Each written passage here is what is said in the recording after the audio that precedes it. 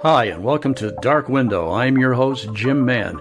Here on this program, I will be talking with many of the leading investigators, researchers, and authors on the topics of UFOs, UAPs, alien abductions, extraterrestrials, and a host of many other fascinating and related topics.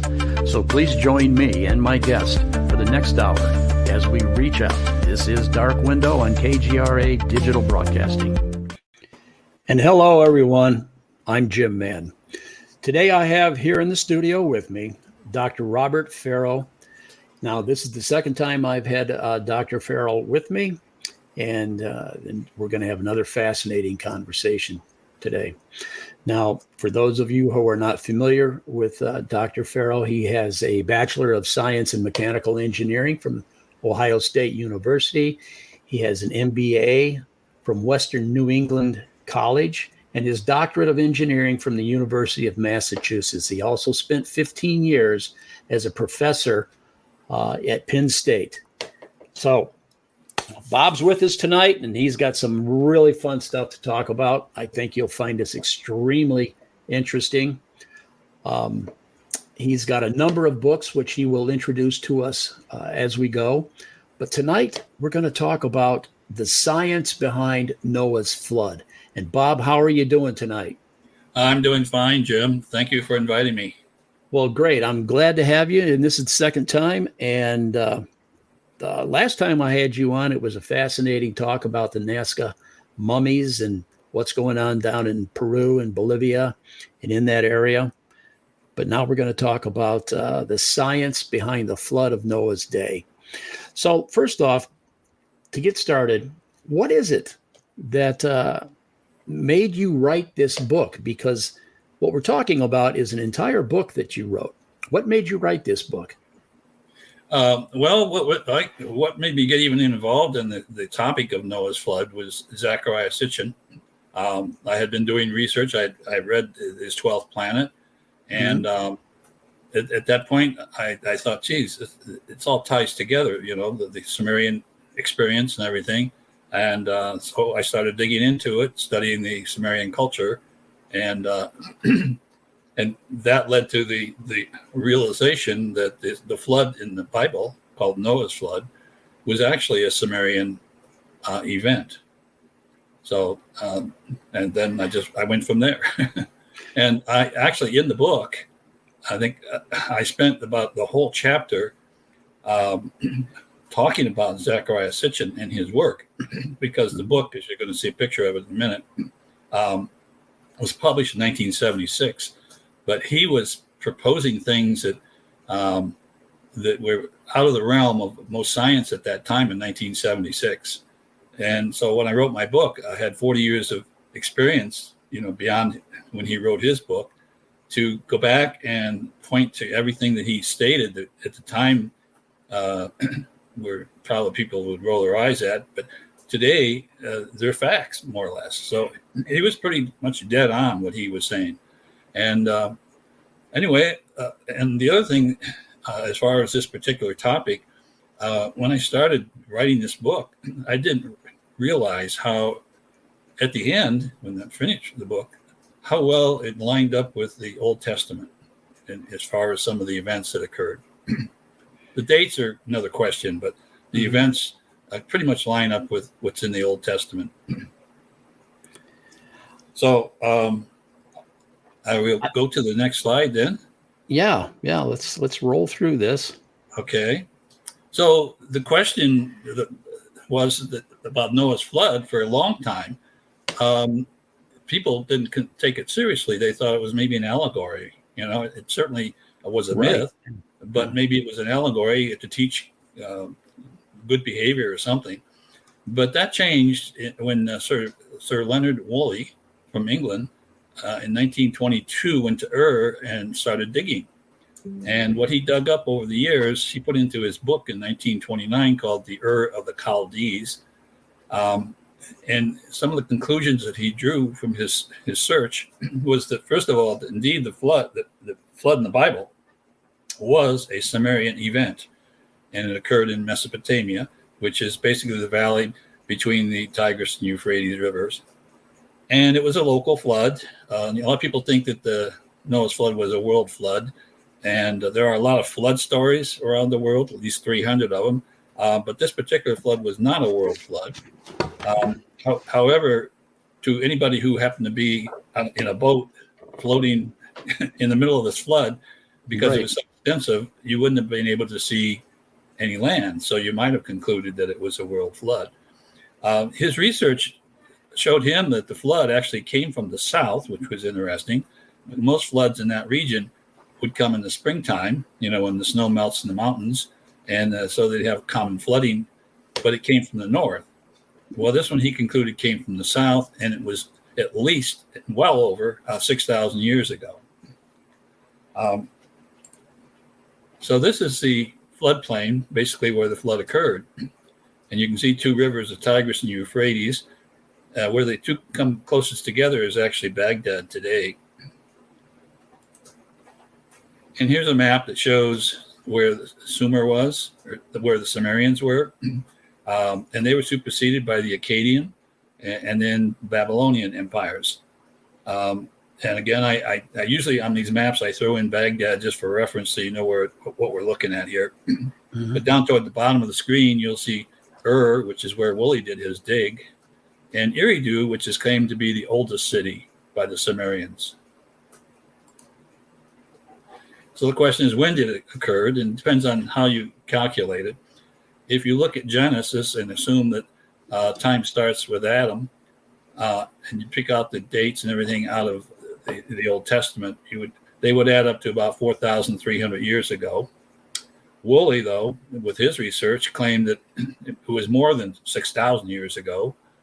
And Sitchin, in his work, felt that it was 13,000 years ago and was the result of us coming out of the Ice Age, and there was a huge amount of ice along the eastern edge of Antarctica, and it was cascading into the Indian Ocean, and that was creating mega tsunamis. And I agree with that. I just take a little exception to his dating because, as I said, I have 40 years better data than he had. And so you'll see that I place the estimate of around 14,200 years ago. And this is a famous Sumerian seal designating the Great Flood. The Great Flood, is a kind of a dividing point in the Sumerian culture. They talk about what happened before the flood and what happened after the flood. So the flood was a dividing point. So this is Baghdad today, again, just for reference. And when the humans returned after the flood, this is the area they returned to, down back to Ur and Uruk and Eridu at the very bottom there. That's actually in the northwest corner of what today is the Persian Gulf. And then Kish, which the reason Kish is on that map is because Kish was the first town that was allowed to be ruled by humans, which implies that before that maybe aliens ruled the towns. And this is Zacharias Sitchin. He passed in 2010. And this is the book that got my attention. It was published, actually, I got to fix that. That 6 keeps dropping down. It was published in 1976. And it was the first book in his Earth Chronicle series. And this was the one that kind of turned me on to historical events relating to the subject of ufology. So one of the things that Sitchin, who had, by the way, he actually had a degree in journalism, and I think because of that he was able to travel around. But over the years, he taught himself many languages and even how to translate cuneiform, so that he could collect data on his own. But his main interest, he was really interested in finding and learning about the roots of his religion. And so he studied a lot of mythology, and he put it all together. He tied it all together. So this is his conclusion based on his research. And he says that every 3,600 years ago, this is what the Sumerians believe. I don't know if they mentioned 3,600. They call it a shar. Shar, yes. Yeah, Nibiru would appear in the southern sky. And you see I have that in red because I want you to remember that. We're going to talk about that more later. And I did some calculations as far as given the definition of the orbit, which was a period of 3,600 years, and assuming that the closest approach to the sun was at the asteroid belt where this collision occurred. I did a calculation using some simple equations for astronomers might be using them. But anyway, and concluded, number one, I'll mention this again, that at the bottom I say it here, that at the farthest distance that Nibiru would be 12 times as far out as Pluto. So when it goes out there, it goes way out there in the cold and dark. But it would probably only be able to be seen when it comes back in toward the sun and it passes inside the orbit of Neptune. And I picked that because you can look at the sky and you can see Saturn and you can see Jupiter, you can see Mars, but you can't see Neptune. I think you almost have to have a telescope to see Neptune. So therefore, I'm assuming that anything that's that far out can't be seen. Mm-hmm. And so I did a rough calculation and figured that Nibiru would only be visible on each of its passes around the sun for 25, maybe 30 years. And that's what the Sumerians would be, studying, and maybe why they built some of their structures that we're going to see later. And also, Sitchin concluded from his search that the Sumerians believe that our Earth actually was a result of a collision between Nibiru and Tiamat, which was a very large planet, about twice the size of the Earth, and it was in an orbit around the asteroid belt. And that collision with one of the moons of Nibiru and Tiamat ended up creating Earth and our large moon as they are today, but they were thrown down into a lower orbit. And in my book, I give a lot of evidence that that's probably correct. There's some scientific evidence that will support that. Anyway, like I said, I did calculate how far out Nibiru would be, and if you lived on Nibiru, you'd have to have some good winter clothes for about 3,000 years. I'd imagine. Yeah. So the other thing that Sitchin said was the Sumerians believed that their lords, what they called the Anunnaki, came to Earth about 450,000 years ago. And they came here and were actually mining gold. And apparently they needed the gold for their planet, to protect their planet. And I'm still trying to figure out what that is all about. But anyway, they came here to collect gold. And after a couple 100,000 years, they got tired of digging. And so that's when one of their science officers, I call him Spock, that's Enki, figured out a way to genetically alter Homo erectus and create Homo sapiens sapien, who's got enough intelligence and can talk. And that became their worker bees. And when they created them, if you, as an engineer, when you build something, you build it to last, and you don't want to have to keep building it. So they did. They created the humans to reproduce, but they didn't have the fate of dying of old age. And so therefore, you can imagine how the population would have expanded. So I point out to the fact also that Sitchin was telling all this stuff in his book published in 1976. But 10 years later in the Journal of Science, some scientists from UC Berkeley studying the mitochondrial DNA from 147 women determined that the first human actually appeared in South Africa about 200,000 years ago. And this diagram at the bottom shows what mitochondria is. It's the energy producing part of our cells. It has its own DNA, but 100% of that DNA is from the female, no male. And that's why they called the first human Eve, because they were studying the mitochondrial DNA. Well, some people took exception to the 200,000 years ago and thought, well, maybe it was 5,000 years ago.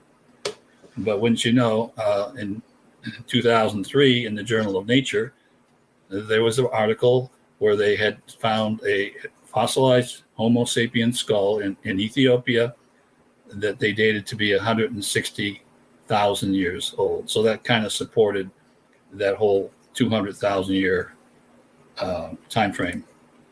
Also, there was ancient metropolis discovered in South Africa that was dated to be about 200,000 years old. And the area that it covered was about the size of Manhattan Island. And in that same area, there were thousands of ancient gold mines. So that, again, supported what Sitchin had determined. So, again, I had done a lot of research on the Sumerian culture, and I think I mentioned some of it in our last talk. But they were polytheistic. They had 12 deities, and that's a number that you should remember because we're going to see 12 appear several times here. And it was a sacred number. There's a lot of things that they invented that were related to the number 12, like geometry, for instance. But they had two main gods. That was Anu and Enlil. Anu was the sky god, and he was the head god. He was king of all the gods. And Enlil was the god of wind, air, earth, and storms. And those are the two main characters in their list of deities. And you'll see that at the end of this talk. You'll see evidence of that. But the Sumerians, when they returned after the flood, were quite inventive. And they invented things like medicine and, of course, the wheel. But they didn't invent writing until about 6,000 years ago. But they are credited with inventing the first writing. But the problem is, if you go back before 6,000 years, there's nothing written down to give you a record of what happened. And so we have to rely on mythology, basically. And there's a lot of scientists who are trying to understand what happened in prehistoric times, in other words, before 6,000 years ago. And they're starting to take seriously information that's in these oral traditions, the mythology. Now, two important ones, I think, that people may have encountered, and one is Atrahasis, and the other is the Epic of Gilgamesh. And I remember when I was in high school, we had to read the Epic of Gilgamesh. It was an interesting story.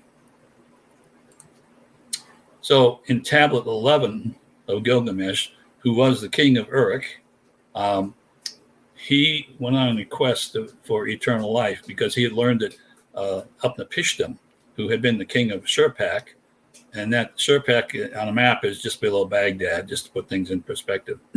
But he heard that Upnapishtim had been given eternal life, and that sounded interesting to him. He thought maybe he'd like to have that. So he went on an expedition to find him, and he did. He found Upnapishtim, and here, this is in red, at the headwaters of the Euphrates up in Turkey. So that's important to the story today. Mm-hmm. Anyway, so when he finds Upnapishtim, he tells Gilgamesh the story of what happened. And he said that the storm was terrifying to see. And finally, the boat came to rest on Mount Nimish, which no one seems to know where that is. And they think maybe it's Mount Judy.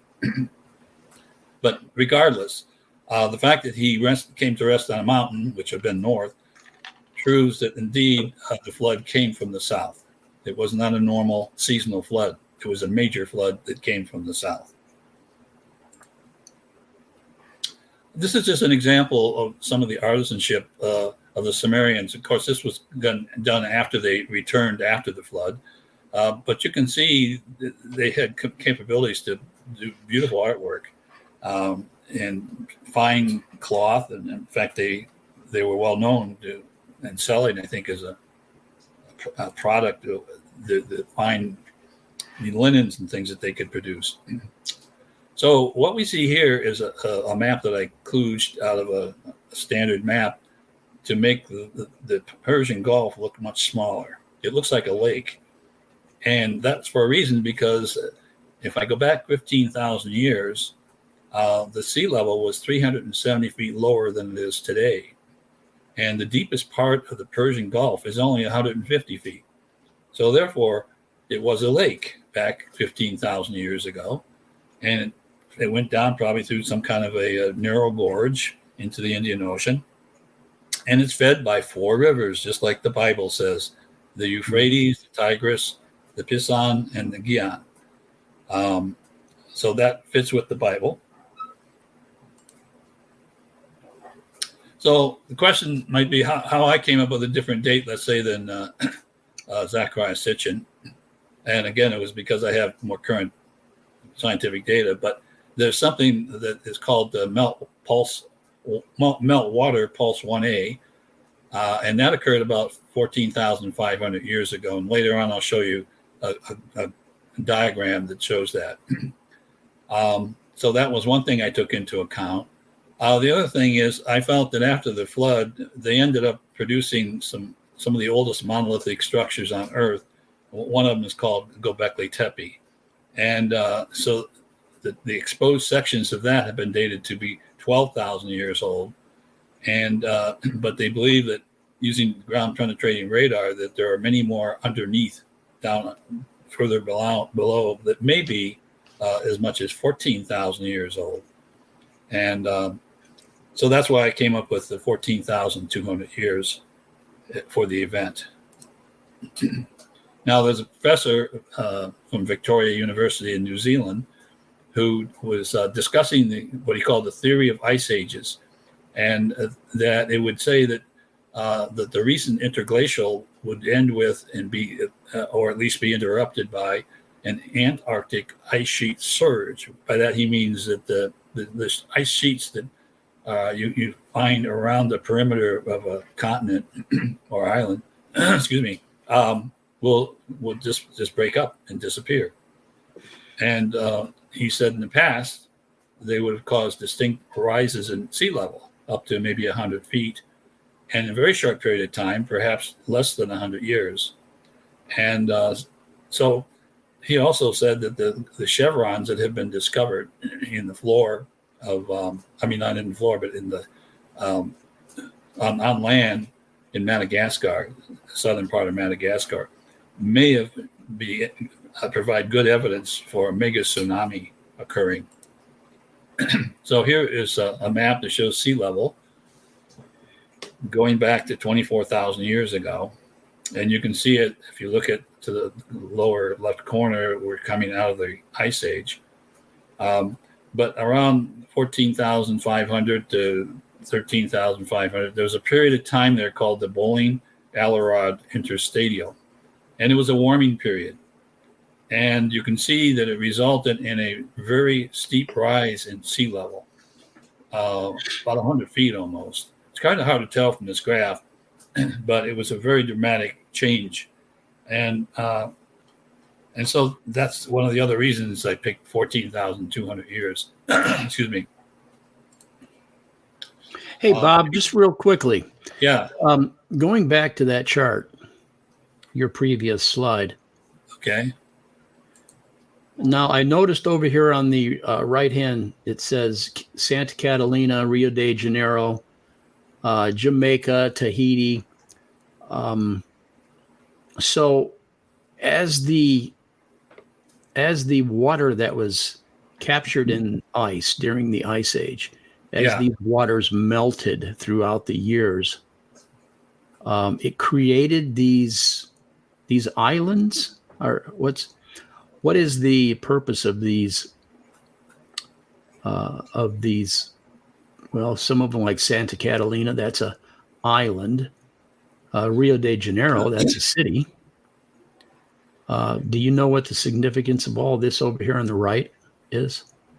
Well, what I can say is, going back to, people sometimes think that the Noah's flood was a world flood. If you think of how the planet was with sea level 370 feet lower, there were continental shelves that were exposed, and there probably would have been people, cities, whatever, that had developed along the edge because they catch fish there or whatever. And when the sea level rises 100 feet in a short period of time, that would be a pretty dramatic thing. If you ask somebody who lives in Miami, would you be bothered if the sea level rose 100 feet over the next 100 years? Well, they'd probably be out selling their property right now. Yeah. Well, as we know that science and in the last 100 years, we have discovered several cities that are completely submerged under the water. They were outside. I mean, they were above the water level at one time. Exactly. Which is why there's a city there in. So okay, that I was just wondering. I mean, Yeah, that was what you're talking about is what they discovered off the western coast of India, and it's under about 200 feet of water. And if you look at this graph here, you can almost see at what time in history that that city that was originally built at the edge of the water would have been buried and ended up 200 feet under the water. Exactly. And it was about 9,000 years ago. That's what they dated. Gotcha. Okay. Well, thank you for going back to that slide. Yeah, no problem. I just had some quick questions there. Yeah, there's a lot of questions. We don't have enough time. I know. Actually, this almost has to be a two-part, but anyway, we'll do it in one I part. know, right? It does, yes. So I need to talk a little bit about tsunamis and what they are, because people have this vision of a huge wave or something. And so this is a diagram that kind of shows what a tsunami is.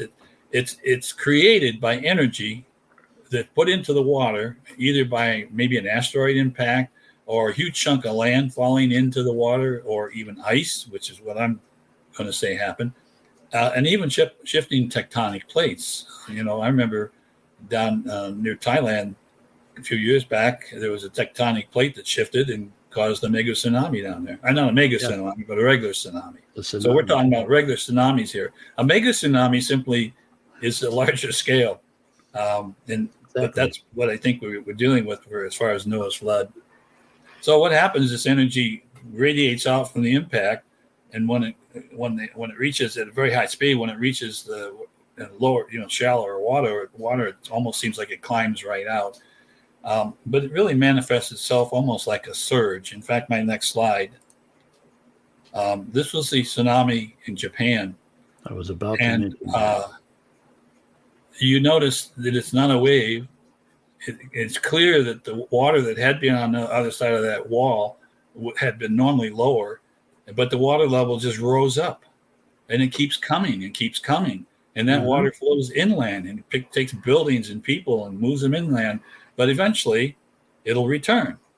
It goes back again and drags all that broken stuff and people and dead bodies back out into the ocean. So that's what happens with a tsunami. A mega tsunami would be very similar, except the magnitude might be an order of magnitude greater. So the other thing I want to talk about is some glacier dynamics, because that's important to understand. And we should think about this, by the way, in regards to our own future. So if you look at the Antarctic from a satellite, on the western edge there was a Larsen ice shelf. I'm sorry, they call it ice shelf. And I don't know if this is going to work. Let's see. No, it doesn't. I'm sorry, I got to go back. I guess I have to remember, if I'm going to do this, I have to have separate slides.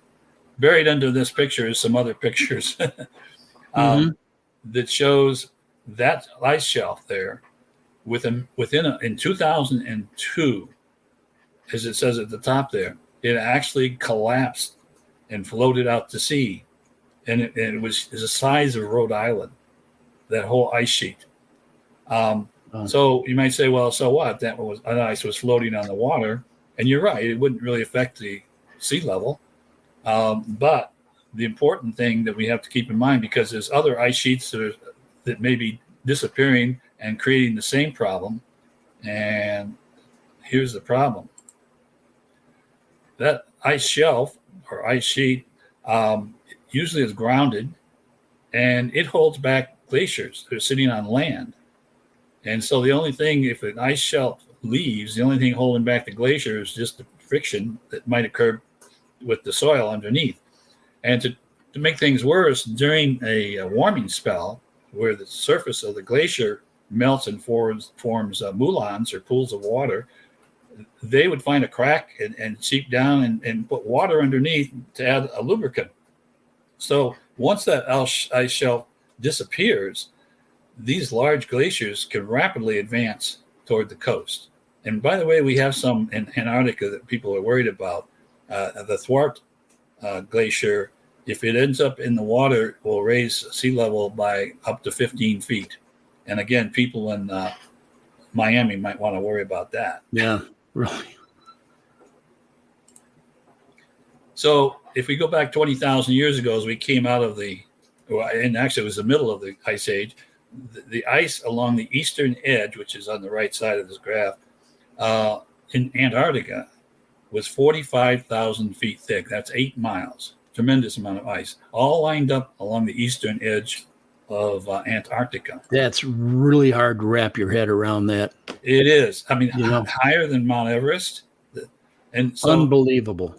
Here's a topographic map, and those lines indicate elevations, basically. But you'll notice those blue lines get pinched together the closer you get to the water. That's because it's a steeper slope. And so the glacier or the ice that's on, or snow or whatever it is, it's sitting on land, can accelerate once it approaches the ocean. The other thing to notice is that black line, that dashed line, is kind of where I indicated that this is where this huge mass is sitting. And notice that it's some distance away from the axis of the Earth. So when the Earth is spinning, there's probably a certain amount of centrifugal force trying to urge that ice into the ocean. So you got all these things happening here. Now, 8 miles, this would, imagine the scale here is 8 miles. So 8 by 8 by 8 is 500 cubic miles of ice. And the center of gravity of that is 4 miles above the water. So when that falls into the water, you can imagine that's a huge amount of energy that goes into the water, and probably enough to even shake the crust of the Earth, and certainly start causing other chunks to break loose along the edge of the Antarctica there. And maybe even if it shakes the crust of the Earth, might even start some tremors around the world. So you'd be forewarned that maybe there's a tremor, an earthquake, and starts rumbling. In fact, I think that was described in some of the myths, that there was this rumbling that occurred. So anyway, I picked 14,200 years primarily from that graph, and I say that the thousands of cubic miles of ice were released during the collapse, and the vibration would have caused a chain reaction, and also over a short period of time, as these keep falling in, eventually the sea level will rise as much as 100 feet, according to that one graph that I showed you. But it's going to cause earthquakes. And it did not just happen one time. You'll see another graph I have here that it happened periodically, and like over thousands of years, it would happen again. And we keep doing that until things stabilize. But I showed on that other graph that all that mass is lined up on the 60-degree longitude, which just happens to be pointing right to the inlet of the Persian Gulf, wouldn't you know? And so that tsunami would have traveled right up through that Persian into the lake at that time, and continued on. And that would have been a huge tidal wave. Yeah, I'm estimating 500 to a 1,500 foot high surge. Now, wow. there is some historical evidence for things of that scale. I don't have a graph here for this because I was taking as much as I could out to get inside this time frame. But in Utuda Bay in Alaska in 1958, and I don't remember that, but I remember 1958, there was what you would call a mega tsunami there. There was a bay the fishermen used to put into, and there's an island in the middle of it, so they would go in and anchor near that island. Well, that bay is fed by 2 glaciers that come in from each side, but there was a huge chunk of land that fell off of the bluff. I can't remember how many cubic miles it was, but there was a lot that fell into the water. And the wave that it created wiped out trees as high as 1,700 feet above sea level in some places, and in others 600 feet. And so that can happen. And right, so I'm visualizing that this mega tsunami that caused the Noah's flood was probably at least 1,000 feet, if not more than 1,500, more, and maybe up to 1,500 feet. And it was a surge, not just a huge wave. So anyway, and here's Noah sitting there. He's got his ark. He was forewarned, and he gets carried northwest from Surpak, which, as I said, is south of Baghdad, up into the foothills near and between Syria and Turkey. And I threw this in that maybe he had a chance to actually see Mount Judy, but I only when he gets later on he might be able to see it, but not while he's on the water. So here is a flood map basically of that region, and so you can look at the colors. So the bluer it is, the deeper it is, and those line of arrows is his path following the Euphrates River, because I'm assuming that would be a point where most of the water would flow first, because it's a lower terrain, and actually there's kind of a land bridge off here that I have circled in red, that dike that kept the water from splashing over into the other area. But right where I draw that circle is about where I think Noah came aground, okay? Because that's close to the headwaters of the Euphrates. And I'm basing that on a myth. It says that's where you're going to find Upnapishtim, who is Noah. And I throw in San Leorfa there, which is Urfa, because I'm going to talk about that later. That's supposedly the birthplace of Abraham.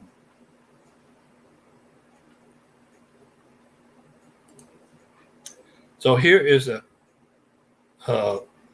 diagram that shows the Western Pacific post-glacial sea level history going back to 22,000 years. And you can see how periodically something happens, and there's a sharp rise in sea level. And so the one that's marked with that red vertical dash line is where I say that's the one that got Noah. Even though the sea level was 350 feet below where he was living, with a tsunami that has a surge of 1,500 feet, that's not a problem. It would have picked him up and continued with the surge to carry him northwest. But you can see that the A period, it was about 3,662 years. But then the next event occurred in a shorter period, about 2,600 years. And then the one after that, about 2,200 years. And then finally the last one, about 1,700 years ago. So it's not a consistent period of 3,600 years, because, and I point that out because Sitchin and some people were of the opinion that what caused that ice to cascade off the coast of Antarctica was the gravitational influence of Nibiru as it came around, and that gravity would have caused that some instability on the ice sitting there, and it would have fallen into the ocean. I did some calculations as far as the gravitational influence, even assuming Nibiru was as big as Jupiter, and as it passed around on the asteroid belt, that distance from the Earth, I calculated the gravitational influence it would have. And then I looked at the moon, and a lot of people don't realize that the moon sometimes is closer and sometimes is farther away. Right. And I looked at the gravitational influence of the moon from far to close, and it's far greater than the effect that the Nibiru would have. So if that gravitational change is going to be something that causes this to happen, it would have been by the moon and not by Nibiru. The other thing is, you notice that the period for each one gets shorter and shorter. And you would expect that if you realize that what's really happening is ice is melting. So the ice thickness is getting shallower and shallower along the rim of the Antarctica as we're coming out of the ice age. And so not only the severity of the super tsunami, it also would occur maybe more frequently. But so the bottom line is, I think this clearly shows that it's not Nibiru that's causing the ice to fall in. It's just the warming thing that's happening. A sort of a cyclic, a cycle that the Earth goes through every several thousand years anyway. Yeah, well, think about it. Imagine that huge chunk of ice that I showed you, that 500 cubic miles. Right. Well, after that falls in the water, it's going to take a little while for the ice behind it to march to the edge. Correct. Maybe a couple thousand years. I don't know. And so that could account maybe for this changing period. But also notice that after D, we come to an area where it's safe, about 7,000 to 8,000 years ago. So at that time, somehow the Sumerians who escaped might have known that it was safe to return home. And so that's another thing to keep in mind, because a little later I'm going to bring that back up again as to when they came back and maybe why.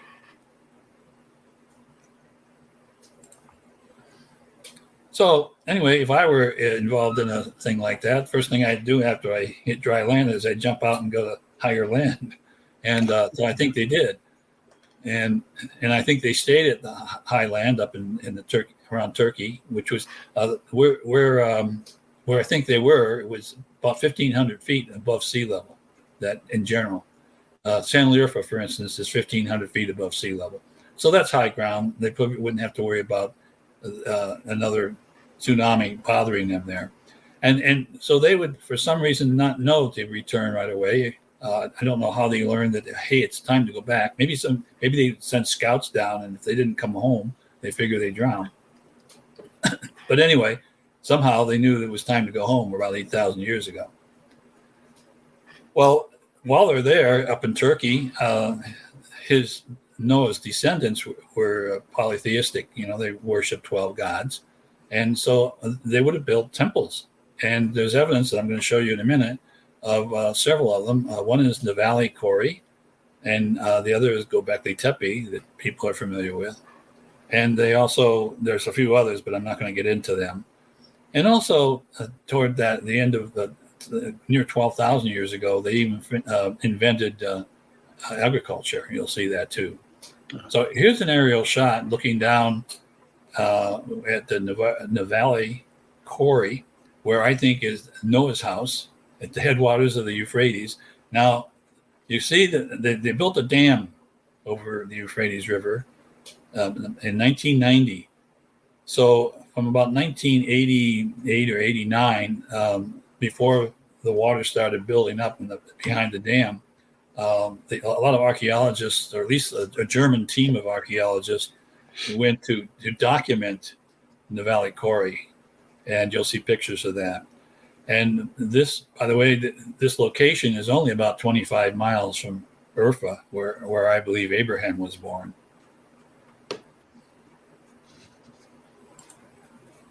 So here's a drawing of what the ruins at Navali Kori look like. And it has 12 columns around it, which tells me it's probably Sumerian. And in the center are two main columns that are anthropomorphic. I'll show you some close-ups so you can see hands carved into them. Here, you can see the hands. And also, they were facing south. The two columns were facing south. Remember that. So here we are.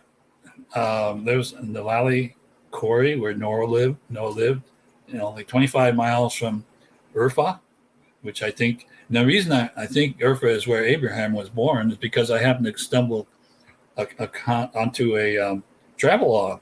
I was surfing the internet, and this guy was escorting people around town in San Lirfa or Urfa. And he said, follow me, I'm going to take you to the cave where Abraham was born. So that got me to think maybe that's where Abraham was born, because it made a lot more sense than thinking that he was born in which is way down. It just doesn't make sense. So this makes a lot of sense, at least to me. But you can see there's Göbekli Tepe that's only about 9 miles from Urfa. It's about 1,000 feet higher elevation, and it overlooks the plain. And from that elevation, you could probably see Mount Judy, which is about 125 miles away. So this is from National Geographic's, and it clearly shows that this is a religious structure, at least from a Sumerian point of view, if you think about that. And I believe those two tall columns that are there, just like they were over at Navali Kori, those two represent the chief deities of the Sumerians, Anu and Enlil. And again, guess what? They're looking south. Interesting. And here's a closer look. You can see the hands. They deliberately didn't put faces on those for some reason, but they otherwise made them look anthropomorphic. And by the way, at that period of time, all these people were Stone Age people, hunter-gatherers. Okay? According to our records, they were certainly. Yeah. So the archaeologist, the late Klaus Schmidt, who did a dig at Göbekli Tepe, he started it in 1994. And as I said, this is like 2,500 feet above sea level, which is 1,000 feet higher than Urfa, and about 9 miles from Urfa. But by 2008, after 14 years, he only uncovered 4 rings, like that picture I showed you. Right. 4 of those things. But he had apparently employed ground penetrating radar because he was convinced that below, further down, there were at least 16 more of those circles and older. He estimated 14,000 years old.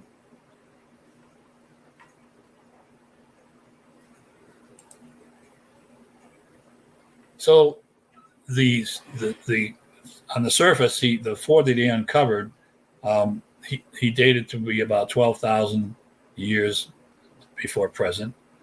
But he said that and these are his observations, that the surrounding area, there were the villages, the people that lived there were hunter-gatherers, and they were Stone Age people. And what they did have facilities for storing wild grain. And by the way, he thought that probably the hunting would have been good in that region at that time, that the climate was nice. So they had a pretty good life. In fact, it looked like they could even make beer out of that grain. And they did a chemical analysis of a vessel that they found. I don't know if it was carved out of rock or what, but the chemical analysis showed that they had been making beer there. So they knew how to enjoy life, I guess. And also, Klaus thought that people came to these structures as part of a religious event. But mysteriously, they were abandoned 8,000 years ago at Göbekli Tepe and filled in. And so people, why would they do that? Well, my answer is because somehow they knew it was safe to return home, back down to Ur and those cities that occurred, that they apparently knew about from previous stories. I don't know. Anyway, so the timing was right. They knew it was safe. There wasn't going to be any more mega tsunamis, and whatever they did wouldn't be wiped out. Now here's an aerial picture of those 4 circles, and you notice which direction is south. And if you study those circles and you look for the 2 center columns, you can see that they're all more or less pointing south. But it does vary, and I found that interesting. But this is what they would see looking south. They would have a view of the southern horizon, where they would be waiting for Nibiru to make its appearance. And here is a graph, a drawing where I superimposed over the photograph. And those are the 4 rings, with A being the oldest and D the youngest. But you notice the direction of the arrow. So A is pointing southeast. B is a little bit more south. And C is a little bit more south yet. And D is even more south. And so I'm thinking, well, let's suppose, I don't know how long it took them to build these, but maybe over a period of 30 years, they built them. And each time Nibiru would come up after transit, not for every 3,600 years, but the Earth's travel around the sun and everything, things change. Mm-hmm. So it would be really unusual if Nibiru came up at the exact same spot every year. And so I think this shows the fact that Nibiru was transferring across the horizon as celestial mechanics would dictate, I guess.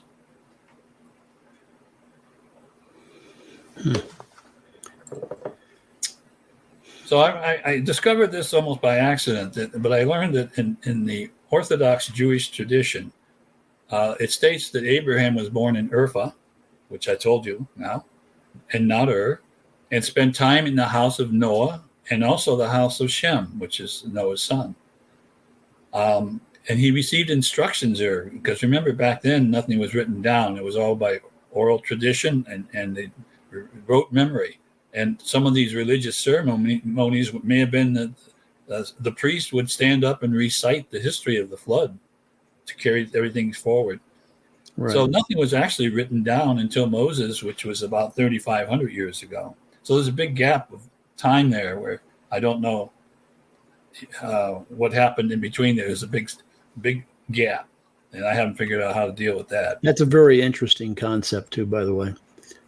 So here, assuming that the flood was at 14,200 years ago, I took information from the Bible or someplace, I can't remember, based on when Noah was born and died. Okay, but I adjusted it for 14,200.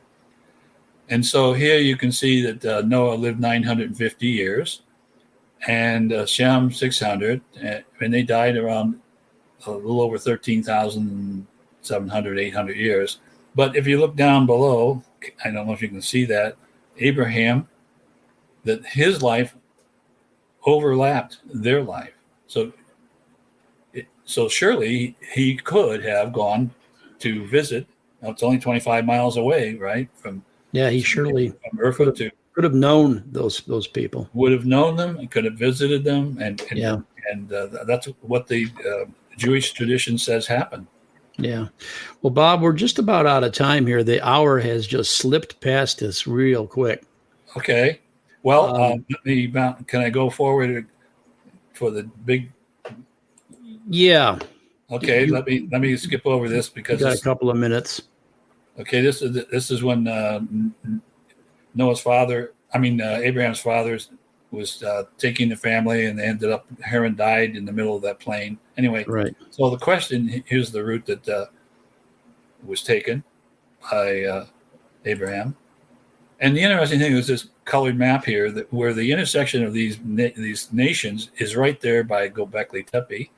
Also, it turns out that when they track the creation of agriculture, that it's agreed that that's about the area where it started, and it almost followed the migration of the descendants of Noah. And the big question now, what does the ark look like? And unfortunately, there was a tablet that has instructions on it. And this is the instructions.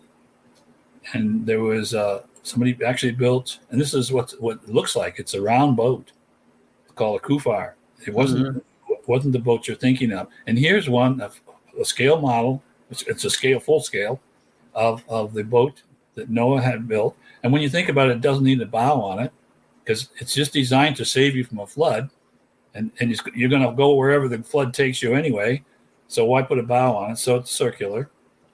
And however, if you go down to Hong Kong, you would see what you think it should look like, 450 feet long. I don't think Noah could have built that. I frankly don't. Yeah. I think the round one is more realistic.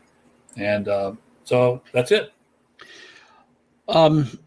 So those that are interested in furthering their understanding of your viewpoints, they would want to look at The Science Behind Noah's Flood by Dr. Robert Farrell. And it is certainly interesting. I would imagine that it would be met with some debate on many fronts, and rightly so.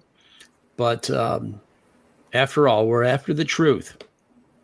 And you certainly have presented a lot of good scientific information to us today. Thank you. And I would like to have you back for a third discussion, maybe even regarding more into the science behind Noah's flood. Dr. Farrell, would you be open to that? Sure. But, yeah, we've had to rush through this thing. That's a lot of information in a short time. Yeah. Well, one of the things that we could talk about is the Zacharias Sitchin and the things that I've Exactly. Yeah. discovered that proved that he was right in what he said. Yeah. And get And some of refocused the on that. other reference material that we could discuss.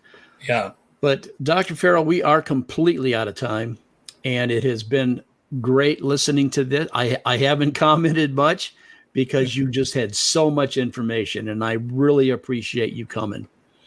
And You're welcome. Thank you for having me. we will absolutely have you back for a third time. Meanwhile, everyone, thank you for joining us. I hope you enjoyed this bit of information. I found it fascinating. But thank you for joining us here in Dark Window. And on behalf of Dr. Robert Farrell, myself, and my program manager, Patricia Wilkinson, we hope you have a good evening. And thank you again.